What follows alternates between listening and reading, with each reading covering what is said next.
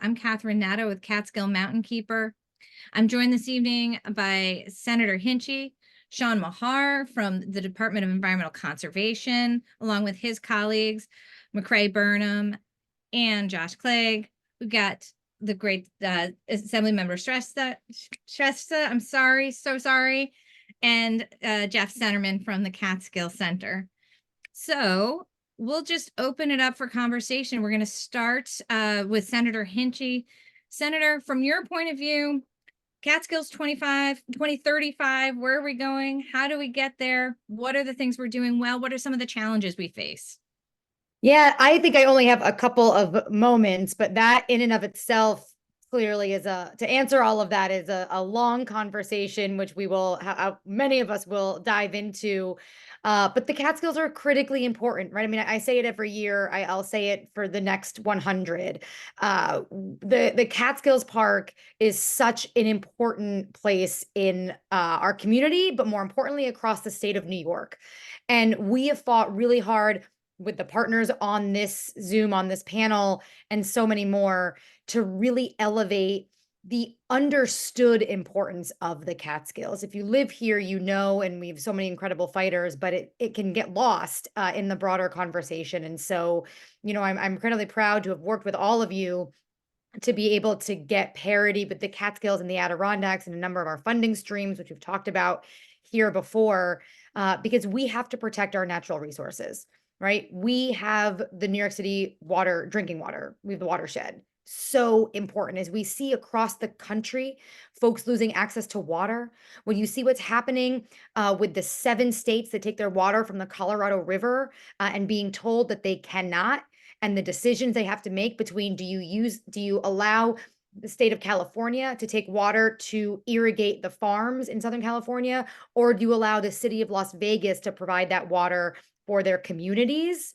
That is an impossible choice, and yet one that folks and states and the federal government are having to make right now. So the fact that we have the watershed in our community right here is so important. And so many other reasons, you know, it's wonderful. And I think the importance of our community is only going to grow, obviously. Access to open space, really important. Access to our woodlands and our forests, so important from a climate perspective, let alone from a mental health perspective. It's only growing. And so, you know, I was really happy to have brought the new ENCON chair, the chair of environmental conservation, Senator Peter Harcum, to our district last year on his statewide tour. And we could have brought him anywhere, and we brought him to the Catskills. And it was actually just a humor me with a quick story that kind of showcases some of the importance and the challenges that we have happening right now. He came to understand what we talk about when we share the information about so many people coming into our district. We love tourism. We love sharing the resources in the communities that we have with other people. But when we don't have the infrastructure, it poses a challenge. We've seen that on 23A in Greene County with Fawn's Leap and Rat Hole. We can dig into a little bit more of that later if we want to. But we brought him up there to kind of see that for himself so that we could get DEC to really help engage and figure out ways forward. And we were on a trolley that was showing the path that the trolley wanted to be taking from Catskill Falls to Fawn's Leap. And as we were getting there, there was a monsoon, like an out of nowhere major rainstorm. And it was a really warm summer day. People were swimming at Fawn's Leap and Rat Hole. And we were just getting there as a major rescue mission had to happen. And we actually it stopped traffic for hours. We actually weren't able to come back up 23A to go back up the mountain. And so we had to take our trolley and drive down the mountain and all the way around, up and around the rest of Greene County to get back to Tannersville, to get back to our cars. And it really just perfectly encapsulated the challenges that we are facing right now, right? If something happens and there needs to be a rescue, of which there are many, and that thoroughfare gets shut down, what do you do? how do you get home? What happens? How do you reach people? If there's an emergency, what do you do? We're seeing that, in spades. And so it was almost everyone was rescued safely because we have the best rangers and the best volunteer departments anywhere. And it was like Herculean efforts, new tricks and tactics. They did a phenomenal job, but it was, I think really helpful to showcase that situation with our NCON chair. So proud to be able to bring him there. We've had lots of conversations since, and I love representing the Catskills. It's always an interesting new day, and we have a lot of great work to do. I'll close on this one point. We love McCrae Burnham as our Catskill coordinator, who is here on this Zoom, and he does an incredible job. And we have a bill that would codify the position of the Catskill Park coordinator in state law. So that way it's not just at the whim of the governor, the whim of DEC. It's an incredibly important role. McCrae does an incredible job. We want that to be in perpetuity. And so that bill just passed through the Senate earlier this week. So happy about that, and happy to be here. Thanks everyone for caring about the Catskills. Oh, thank you so much, Senator. And I think everybody, I saw a lot of nods, smiles, and thumbs up for McCrae. So thank you for lifting that up as well. I'm going to turn it over now to Sean Mahar over at the Department of Environmental Conservation to introduce himself and to talk about opportunities, challenges, how do we get from here to 2035 and what's coming at us. And I'm going to welcome Assemblymember Tague. Thank you so much for joining us this evening. We're just going around the horn here, so you're here perfectly on time. Thank you. Sorry, it's been a long haul. I was just in Catskill. I had to come back to Schoharie to get on the program. So thank you. Sorry I was late. No worries whatsoever. Sean, why don't you take it away? Thank you, Catherine. Thank you, colleagues. Nice to see you all. And thank you all for joining tonight. I guess to dovetail off of what the senator was saying, we are obviously deeply committed to everything that we have underway in the Catskill Park, and it is an ongoing commitment, and McCrae is doing awesome, and I'm glad Josh is here as well from our team, really rounding out our two all-stars in both our awesome parks here that we have in New York State. And obviously these are just, or three of us, three representatives from Team DEC, and we've got a lot of other folks who are working with us day in and day out on all the important initiatives. And I think, Catherine, to your point of, where are we going from here and what's next? First and foremost is we have a governor that is deeply committed to the Catskill and Adirondack parks and environmental funding overall. And I think in her budget, obviously, you see that commitment with continuing funding for various Catskill Park initiatives, and also, providing DEC the important capital resources that we need to put to work underground in the Catskill Park. From continuing a lot of the work we're doing in and around Catskill Falls and Route 23A. We have a lot more initiatives underway and soon to be, coming down the pike. And we obviously want to work with you all to make sure that happens. And apologies if my cat jumps on this Zoom tonight, but, it's the joys of our Zoom life and working from home late at night. It wouldn't be Zoom without at least one cat. Right, So. at least once, right? And my cat is a fan of the Catskill Park, except I've never brought her there because you should keep your cats indoors, as we all know.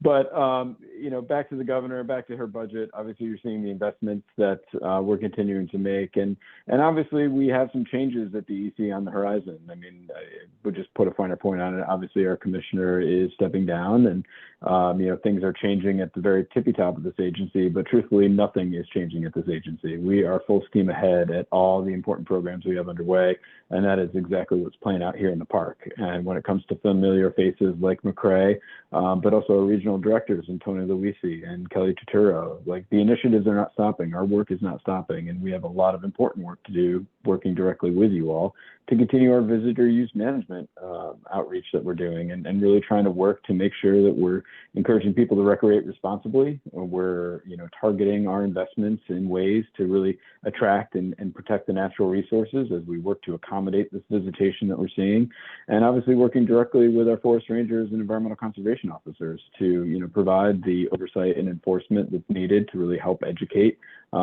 folks visiting the backcountry and really enjoying the Catskills, and really working to love our New York lands, which our campaign is still very much underway to make sure that we are helping to educate people. And really that education starts with all of us on the Zoom tonight, because you all play a very important role in helping to really augment and deepen those initiatives overall and get people to recreate responsibly in the Catskills and avoid these overuse issues that we're seeing. And you know, that commitment to visitor use management and everything that was in the Catskill Advisory Group report is very much still underway and is not stopping. And what you're seeing with the governor's investments are a commitment to that, and we're going to continue that important work on the ground. So Catherine, it's a pleasure to be here tonight. Obviously turn it over to my colleagues next and back to you, and happy to answer questions once we get there. Wonderful. Thanks so much, Sean. And thank you for mentioning questions. As folks are joining us here, if you have any questions for our panelists, please use the Q&A feature at the bottom of your Zoom. We'd love to hear from you and have you join the conversation. Assemblymember Gunther, thank you so much for joining us. We're just going right around the horn here. So it's great to see you. I can't hear you yet. Nope. But you know what? Assembly. You got me? Now we do, yeah. Got me. So the Catskill Parks are some of the most iconic and important tracts of preserved land in the state of New York. It's in our best interest to support the Catskill ecosystem for future generations. With over 700,000 acres, preserving the Catskill Park is no small project. Also, we cannot just maintain it because the parks must be accessible to the millions of visitors. Beyond recreation and preservation, it's a crucial source of clean water and is essential for the well-being of an environment, economy, and the public's health. It's imperative that the Catskill Parks have the necessary resources to maintain park amenities, support the staff who manage the land, and maintain the delicate balance of the ecosystem. I've supported the $400 million to be invested in the Environmental Protection Fund to cover crucial park operation, sustainability, projects, and research. I sponsored and passed a bill to create the position of the Catskill Park Coordinator within the State Department of ENCON. I continue to fight for funds for smart growth grant programs to boost housing in a way that synergizes economic development with protection of the natural environment, of which over 1.9 million has been committed to the Catskills since the last round of funding was distributed. I myself, our family has 500 acres here.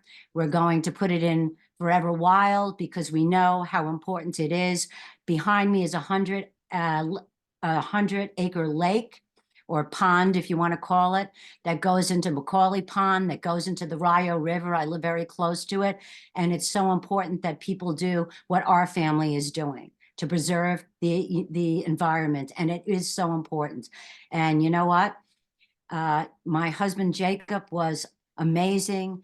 And we moved up to this part of New York State. And it's so precious to all of us in our family. Oh, thank you so much. Thank you so much, Assemblymember Gunther. You have to come and see it. You'd have to come and walk the land, and you'll say, wowzer. Yeah. I have a fox that lives outside my house. So cute. Amazing. It is. Amazing. My friend.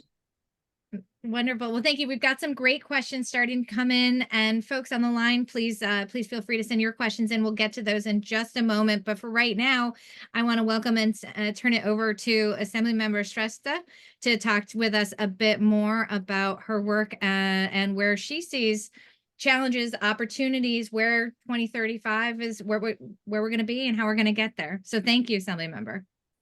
Thank you. And I just wanted to start by saying that my dog's favorite part of the Catskills Park is Colgate Lake. She's a very anxious little puppy, and when we took her to Colgate Lake, she was really on cloud nine. It was a very, it was a brand new world for her, so that was very exciting. And I personally have a soft spot for the Sampsonville area. But I'm so happy to be here. Thank you for having me on.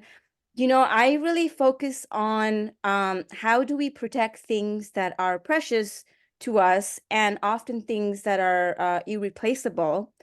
with the recognition that many things that we take for granted as just, existing in nature or as just being, we know in fact that a lot of work goes into things that we appreciate as just having popped out of nowhere.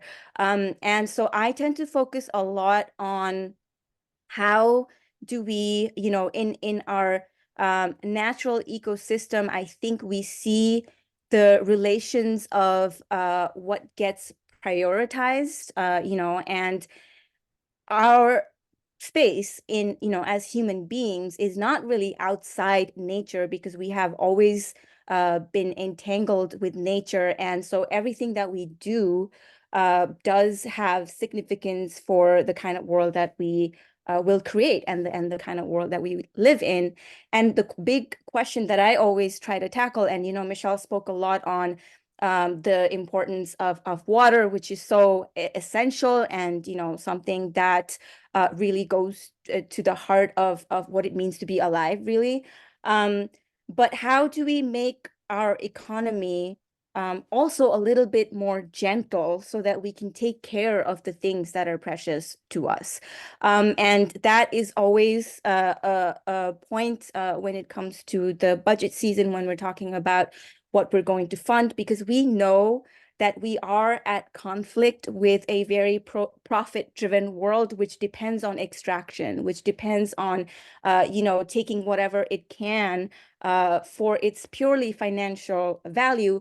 But we know that there is value that is more than financial. We know that we are emotional creatures. For us, we need to be alive, but we also need beauty. We also need solace. We also need quiet time. We also need to be with our people. We also need to be with animals sometimes. And I think that is very, and that sort of thing cannot be captured with numbers. And, so it's something that we really have to factor in when we're talking about where we're going to spend our money, where we're going to invest our resources and jobs. And I always think that the way we prioritize jobs in our economy are a little bit lopsided, because the jobs that go into taking care of others and of our land are really deprioritized. Working to protect our parks, for example, is an amazing job description that we should be investing in at a larger scale. And so how do we bring that, a little shift in perspective in terms of what is important and what is essential to our existence, as opposed to things that may feel a little bit more glamorous, a little bit more flashy, which always happens in our economy. So I am, first of all, very honored to be representing, much of this area, because it does put me in a position to take that voice to the state legislature and talk about our parks. And I think that Michelle also touched upon, the idea of sharing. And the thing is that as people who represent this area, we are the caretakers, but the satisfying thing is to be able to share, right? So many people come to these areas because they're looking for that, that quiet day, that quiet moment that we all need, and we are able to provide it. So we have to fight for the resources to be able to continue that job. And this is the kind of work that people do because they are passionate about something. Nobody's doing this kind of job to become a millionaire. It's coming from a place of love and care. And I really think that at every moment we need to really protect the place from which this type of work is inspired to unfold. So I'm very lucky to represent this area, and I hope that we will have some good results when we have our final budget this year. Wonderful. Thank you so much for your remarks, Assemblymember. And then I want to turn it over to Assemblymember Tague, and just from your seat in the world. We're looking 11 years in the future here. What's it going to look like? How are we going to get there? How are we going to protect what we love and enhance our park and region? I hope Jeff Senterman and I are sitting up in the park in a couple of hammocks having a beer. That's what I'm hoping. But first of all, I just want to say thank you to Aileen Gunther for her service and dedication to the Catskills. As many know, Aileen is retiring this December, and we just want to say thank you, Aileen. Although you and I sit on different sides of the aisle, it's been an honor and a pleasure to serve with you, and I know your passion for many, many things. And you've even gotten me to vote with you a few times just because I love you so much. So I just want to say thank you. And it's a pleasure to serve with Michelle Hinchey. Michelle and I share probably a majority of our districts together. And both of us are on different sides of the aisle, but we always find a way to work together and for the common good. And it's a pleasure to also serve with Shrestha. And although she's new, we don't know each other that much, but I told her that when she's representing Saugerties, to make sure that she takes care of the animal shelter. So it's really an honor. And Catherine, it's an honor to work with you and Jeff on all the issues. I think a lot of these folks touched on the things that are most important. I think that it's a bipartisan effort when it comes to the Catskill Park. We all agree on the same things and understand the educational value, the recreational value.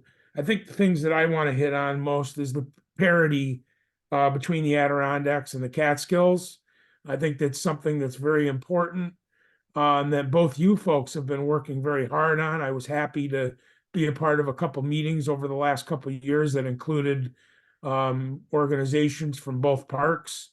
And I think DEC is starting to understand that they are two different places, but both have the same importance. So we're going to continue in my office to push for that. And I think Senator Hinchey brought it up earlier. I'm going to bring it up again because it's an area that her and I share together in our districts, but also share the same concern, is the safe passage by Catskill Falls. I'm a little upset that my good friend Commissioner Basil Sagos is leaving because he got it. He understood it. He actually went there with me early on when I first got elected. He initiated talks with DOT and other folks, and I think that there's a serious problem there. I just had a discussion with folks the other day that during COVID, what saved rural upstate New York was Catskill Falls during COVID. When people could finally get out of their houses and go somewhere, we saw over 100,000 people go there and enjoy those paths and the falls. And on top of that, we have very talented local EMS and volunteer fire department in Hunter and Tannersville and Haynes Falls. And they're the ones that do the work when we have an emergency. And we need to make sure that they're funded too. Besides that, within the Catskill Park, we have our ski areas. And we have to make sure that we have people who are trained. And then I'll finish up with this because I know this is something that all of us that have been in the legislature a while have asked and asked and asked. And we asked it again 2 weeks ago in our budget hearings, is more funding for park rangers and park police. And I know Senator Hinchey, her and I were in the same hearing together. We both asked the same question. Unfortunately, we're going through a change in leadership there too. But I'm hoping that they continue to hear us loud and clear. And I too was a big supporter of a park coordinator. My voice was probably a little lighter than others, but I did several times. I wrote a letter of support and just happy. And I really appreciate what you folks do. It's really an honor to be able to represent such a beautiful area. And know that, the biggest thing I think is that sometimes those of us that live here and live in it take it for granted. But it really changes your mind when you take a drive to one of these locations within the park and you see all the license plates of cars in the parking lots that are from New Jersey and or from downstate or from Western New York, and you're saying, wow, these people are, coming to our home. So with that, I just want to say thank you for having me a part of this as usual. And I'm always supportive and looking forward to doing whatever I can. Thank you. Thank you so much. And then to just kind of close out the remarks part of our evening here, I want to turn it over to my friend and colleague, Jeff Senterman from the Catskill Center. Jeff, 2035, are we all going to be on hoverboards? And the real hoverboards, not these things that they're selling now that the kids are on. Like, no, I want a real hoverboard. What do you think? Is it going to be allowed in the park? I'm not sure. I think we all thought by 2020 we were going to be in flying cars. So who knows Right. what 2035 will bring.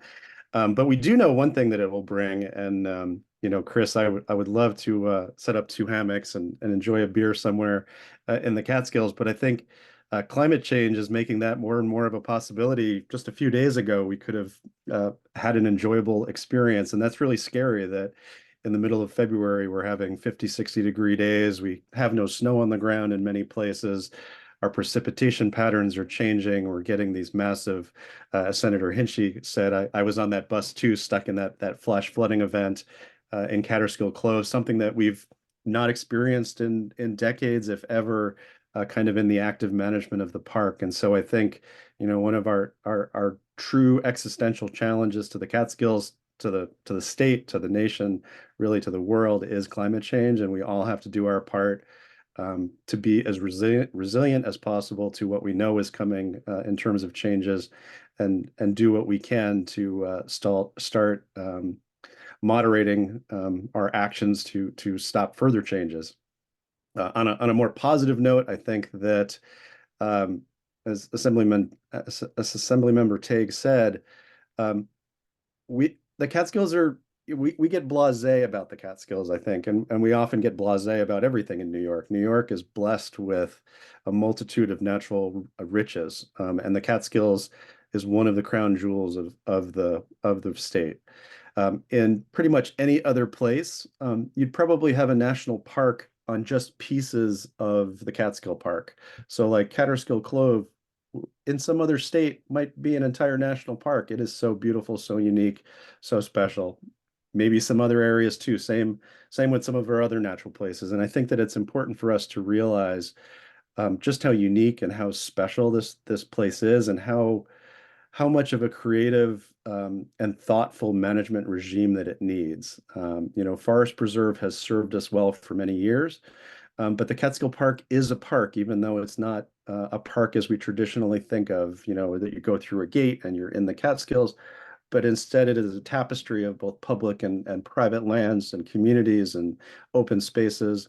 And we have a real opportunity to work together, all of the folks here on the call and many other folks, through activities like that Catskill Advisory Group's final report that Sean had mentioned, through many other efforts to really look at the Catskill Park as a park, through visitor use management frameworks, address the natural resources, address community benefits, and address visitor experiences all at the same time, and actively manage the park in such a way to kind of bring out the best in all of those, because we really won't have the Catskill Park we want in 2035 unless we start looking at it as the Catskill Park and managing it as such.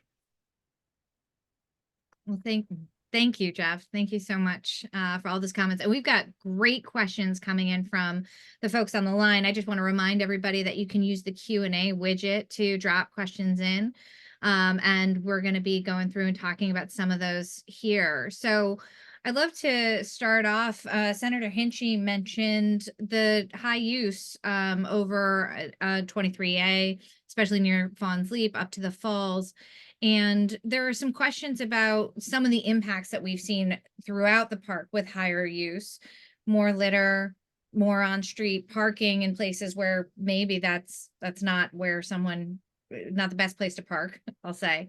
And so I'm wondering, I'll invite Senator Hinchey and then others to talk about it as well. What are some what are some kind of ideas? What are some conversations that you're having around what might help and what might address some of these high use issues?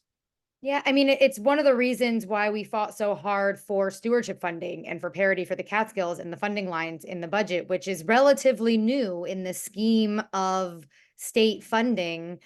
We've only had it for, really just a couple of years, and the stewardship funds are critical.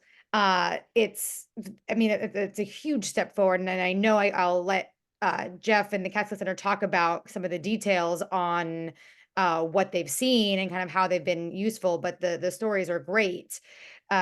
We're also fighting, and as Assemblyman Tague said, and I think I alluded to a bit, our forest rangers and our Encon police are critical. They are critical components of this conversation, and yet they are underfunded.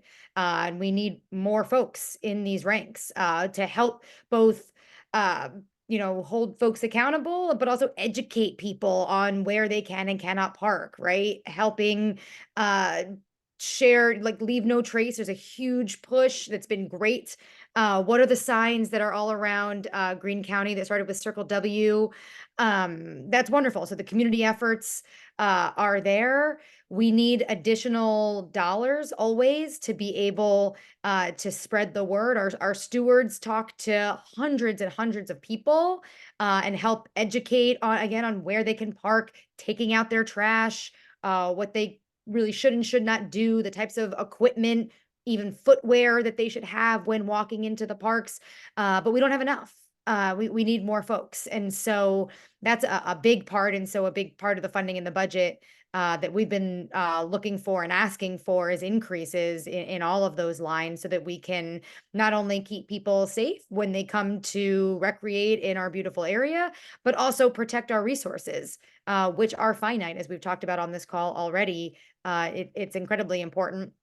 Also, I'll close on the public transportation piece. The trolley that we were visiting was actually really a public-private partnership between local businesses up in Tannersville and Hunter and the town of Hunter to help cut down on the cars that are parking along 23A and overflowing the parking lot at Catskill Falls. It's a trolley that if you park in Hunter in Tannersville, it will pick you up. It can drop you off. It does a loop. It goes to Catskill Falls, turns around, picks people up, drops people off, goes to the next stop. That's really important, right? We don't have public transportation. We don't have much public transportation in our communities. And not only do we want to remove the cars from places where they should not park, like a truck thoroughfare, like 23A, and on the side of a mountain, but we also want people, when they come to our communities, to go to our businesses in Main Street.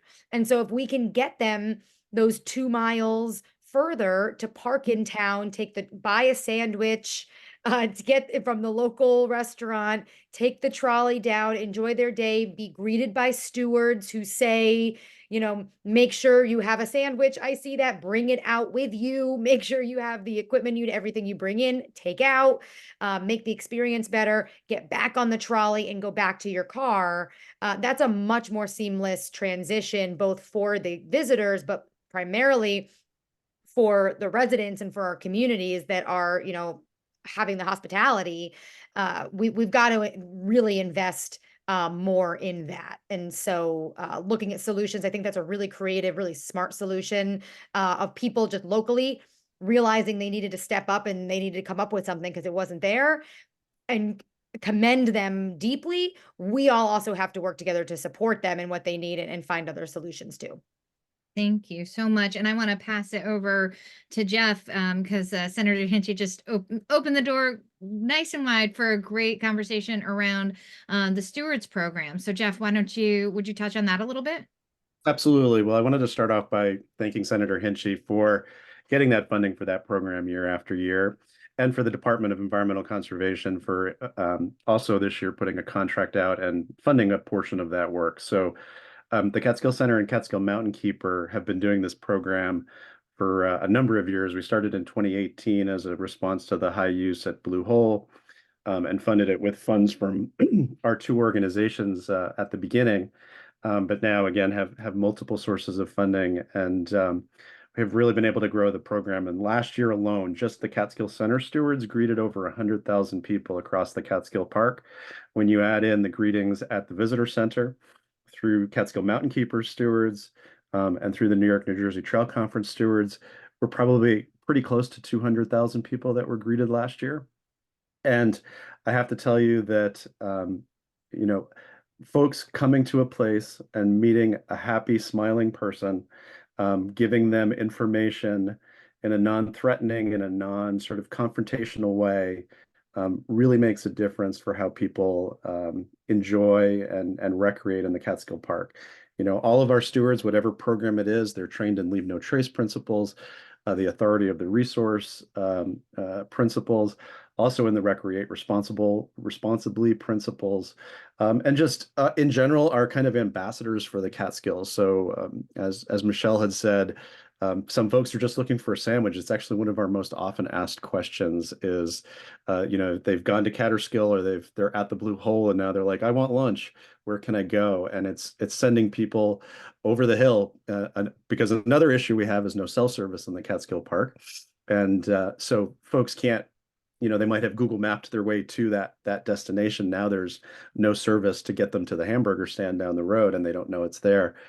So our stewards are doing everything from, you know, asking folks if they're good. We have stewards on trails. They hike the Devil's Path. They're at fire towers. They're at high use locations. They're on mountain peaks. They're all over thanks to all of those collective efforts of those multiple programs. And it's really a great investment. You know, we leverage our funding from our organizations with that funding that Senator Hinchey and DEC are able to provide and make a real difference across the park. Yeah. And I'll just tag on to that and say it's hiring season. We are actively looking for summer stewards to work with Catskill Mountainkeeper and the Catskill Center. So for folks who have joined us this evening, please think about that. If you want a great summer job, hanging out outside, talking with people about how wonderful the Catskill Park is and how they can protect it, you know, we're the people to talk to. So you'll find more information on both of our websites. And thanks for staying with me through that absolutely shameless plug. I also want to though give the opportunity to other folks on the line.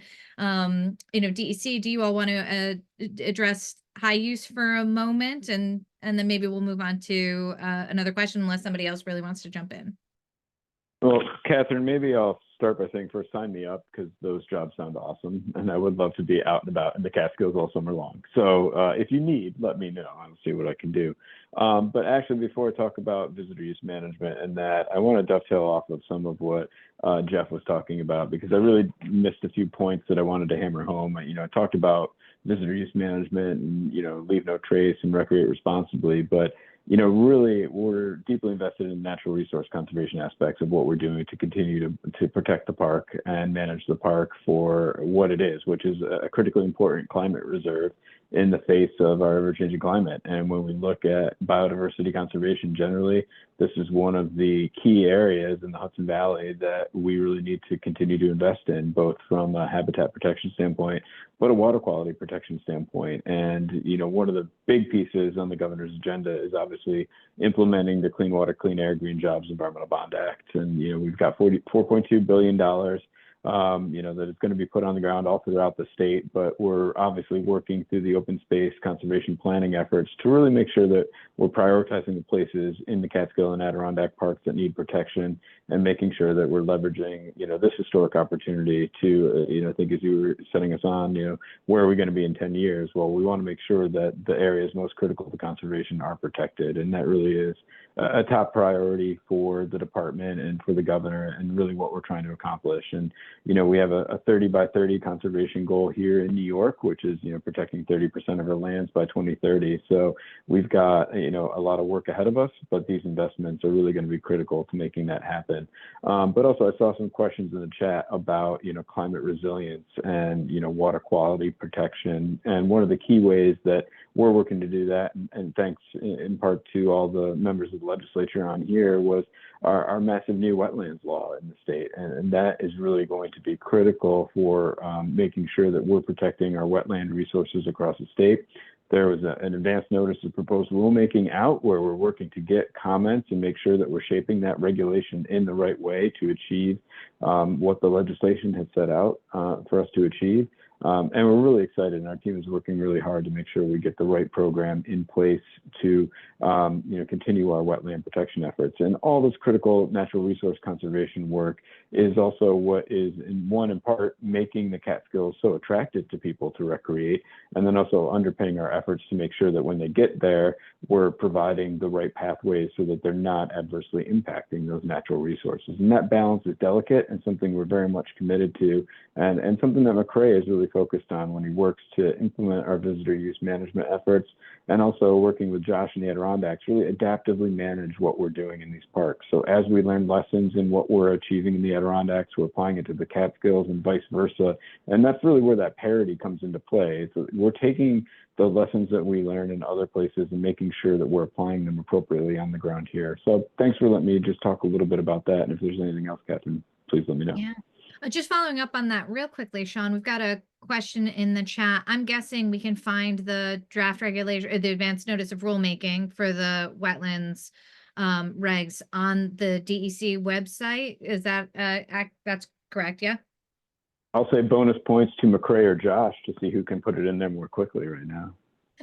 All right, great. So to the folks who want to get more information, we'll get a link for you here very shortly. Thank you. So we've got some questions in the chat that kind of focus on development, and this is a constant dance in the Catskills. When, how much, where, to expand development. And I wanted to ask Assemblymember Shrestha, since you were speaking so much about, working, I can't remember the exact phrase, but I loved it. Making our economy a bit more gentle, if I got that right. I was wondering if you would speak a little bit to how you see the dance between development and resource conservation, and what questions you think about, or what your perspective might be on that. And then we'll open it up to others as well. Yeah, I think we really need to, almost redefine what development means if we want to think about it positively, because it's a little bit loose right now, and that's sort of been the culture. And I think, reading some of the questions and the comments in the chat, I think it also shows up in our individualistic culture, where our first instinct is not to take care of the place that we are in, and we notice this often even on the road when people will throw out trash out of their car, and hearing your description about being greeted by stewards, which is a very a sort of a 180 from what people normally expect to their entitlement, sort of, when they interact with a space. And when you come to a space and when you see that the tone that is being set is of care and of responsibility while you enjoy what is being given to you, I think that is really a nice reminder of how we could be acting honestly in all of the things that are in our life. And that's how I really think about development. Is, of course, we need, and especially as somebody who grew up in the global South, I grew up in Nepal, another beautiful place. But there was, when I was growing up, there was a huge tension between development and our natural landscape, because there were also people without roads for centuries and completely isolated from the rest of the country, which really made them marginalized. But there were also people who thought any kind of development was what was needed, and it was a very stark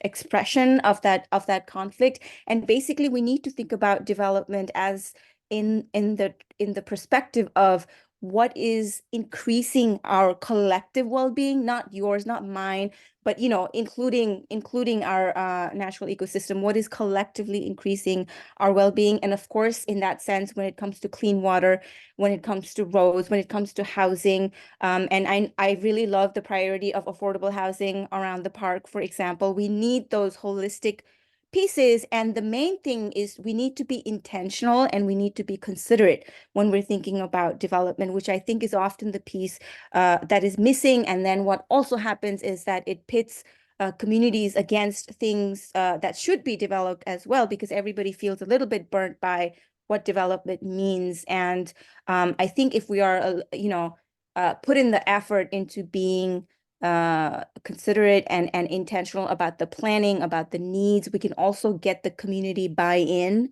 in what we need to I don't know if that answers your question, but that's I think because we do need to build a lot of things into our future. There's no avoiding that, but how do we do that is the question.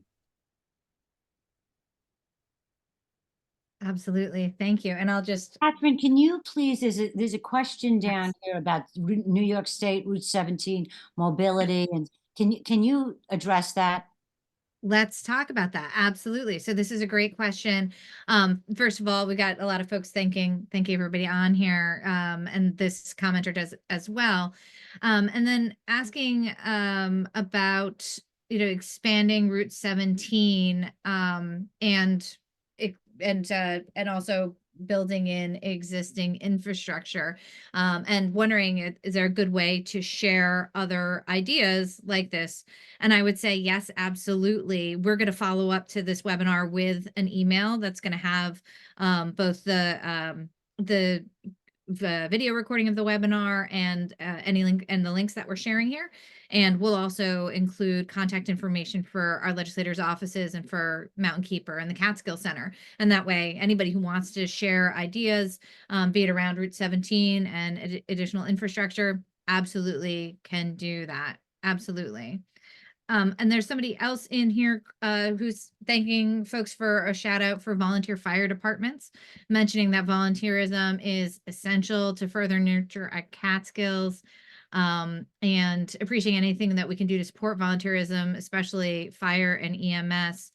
Assemblymember Tague and Assemblymember Gunther, I know that these issues of supporting our volunteer first responders is something that's very important to both of you. So I wonder, maybe we'll start with Assemblymember Gunther and then Assemblymember Tague, if there's anything that you've seen your time serving in the region that we could be doing to support these first responders. Well, when I get discretionary money, I make sure that it goes to our volunteers. I think that's most important. And I mean, these folks work day and night.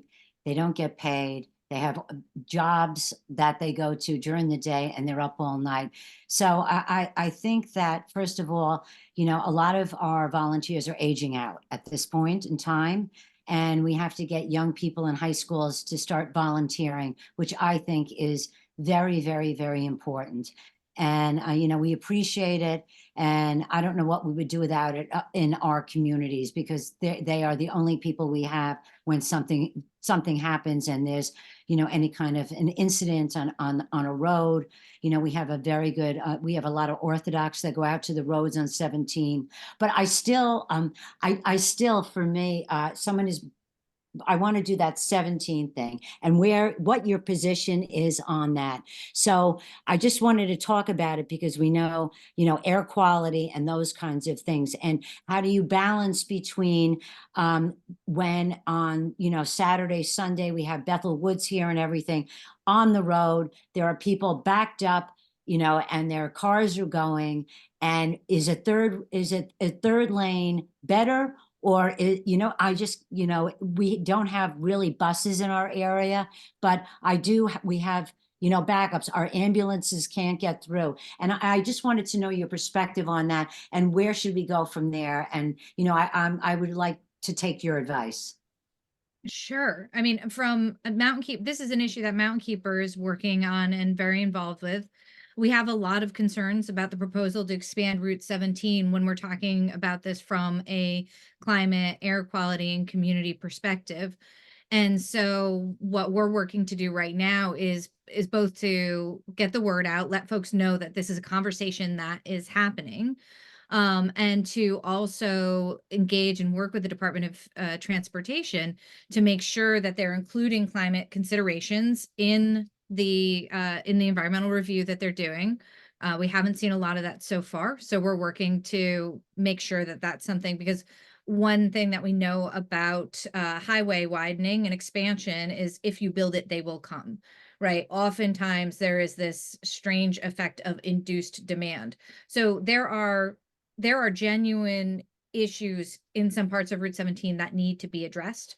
And that's something that we want to work to address. However, just a wide scale widening or a wide scale expansion will often have the opposite effect of the problem that we're looking to solve, while also creating additional problems with more cars on the road and everything like that. So we're calling for a really thorough environmental review, making sure that the climate law is very much included and at the forefront of that review, and also working with DOT to address actual problems that exist. And let's build out more accessible transportation. Let's build out more options. As you mentioned, we don't have a lot of transit options in the area. What more can we be doing? Because if we're going to be investing $1 billion in highway, in a highway project, let's rethink this and see what we can really do that's going to support our communities. So we're Just asking a lot of FYI, they're doing a big trucking company on going west, right where that's happening, and that's why a lot of the reason they're doing it. So I don't think that the trucking company belongs there. Oh, thank you for that perspective as well. Great. And then Assemblymember Tague, I wanted to give you a chance to jump in on the conversation as well. Thank you so much. You've been listening, and I'd love to hear some of your perspective.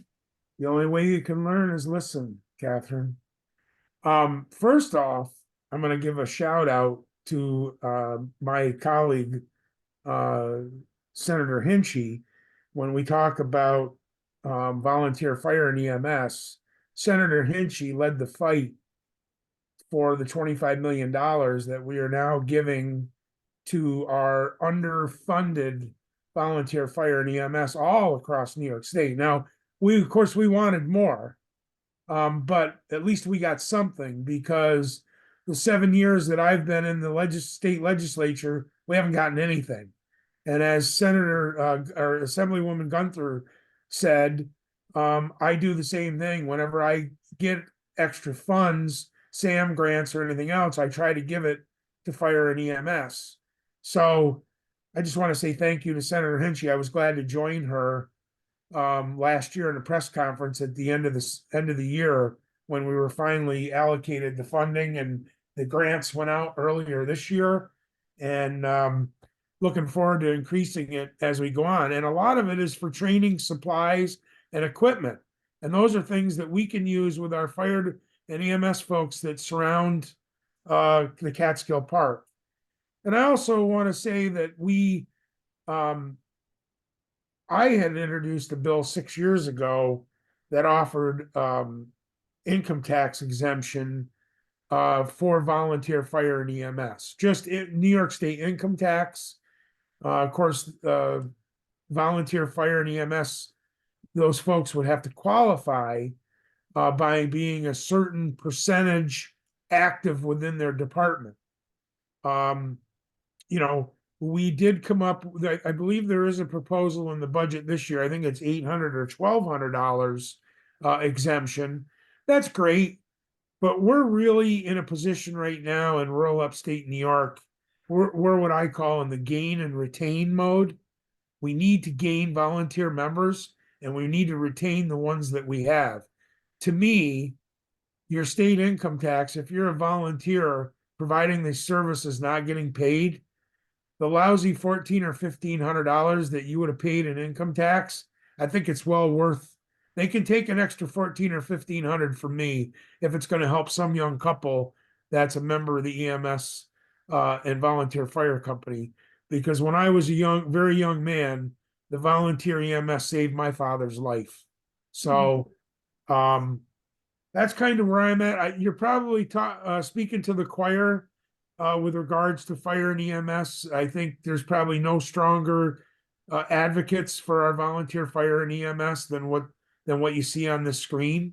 It's another bipartisan issue that I think we all understand as a priority, as is to us the Catskill Park.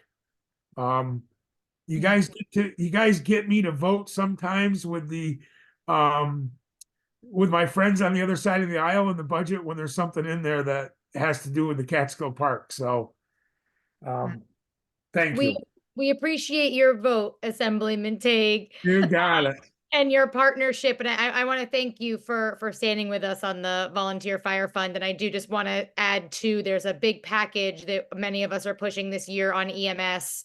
One of them is a bill that I carry that would help reimburse for a number of things, including treatment in place and being able to direct ambulances to not just hospitals, but to urgent cares and to other medical facilities, mental health facilities, which would be a game changer for many of our rural communities, especially if the hospital is really far away and you could bring someone to an urgent care or to a mental health facility, and that's all they need, instead of waiting in the parking lot at a hospital for a bed to open. That will save a tremendous amount of time, a tremendous amount of resources, and allow for reimbursement. So stay tuned for what I think is a good package that we'll be pushing this year. Thank you. Thank you so much, Senator. So we are just at time. I want to do one rapid response question for everybody on the screen. Some of our friends at DEC didn't get a chance to talk yet. So this is your chance here. Rapid response. We're looking for an unsung hero of the Catskills. Place, person, maybe business, maybe could interpret this question broadly. An unsung hero. You could even do a highlight of the Catskills. And I'm going to ask Sean Mahar to kick us off. Oh, it's a tough one because first I wanted to say McCrae Burnham, definitely an unsung hero for sure, but I'll have to say Commissioner Basil Sagos was definitely, I think, Assemblymember Tague said it best. Like, he was so invested, he would get in there, he would meet with everyone and keep the ball rolling on all the important initiatives that we've got underway in the Catskills. So that's my final answer. Hear, hear. Assemblymember Gunther, unsung hero or highlight of the Catskills. So I would say our farmers. I would say people like families that keep their open space for generations upon generations. They're pretty unsung. They're still paying taxes, but they realize the importance of clean air, clean water.